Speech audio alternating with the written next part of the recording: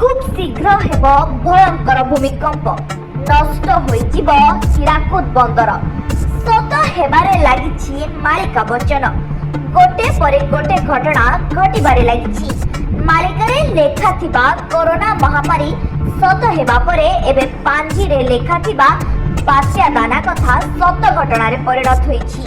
आउ एबे एमिति किछि घटना सामना को आसीछि जहाँ शुणिले आपण भी आश्चर्य होइजिबे। आज्ञा हाँ 2024 नवेम्बर मासरे बड़ धरणर भूमिकंप हेबार संभावना अछि बोली पांजीरे लेखा होइतिबार जणा पड़िछि। खाली सेतिकि नुहे 2024 डिसेंबर 21 रे हीराकुद डैम नष्ट हेबार मध्य शुणिबाकु मिलुछि। अतीतरे घटिथिबा घटनार भय गुड़िक एबे भी लोकंक मनरे छाप होई रहिथिबा बेले मालिका और पांजीर ना शुणिला बेलू लोके भयभीत होई पड़ुछंती। किछि दिन पूर्व सोशल मीडिया रे एई दुईटी खबर बेस वायरल हेउथिबा बेले एहार सत्यता ए पर्यंत जणा पड़ी नाही।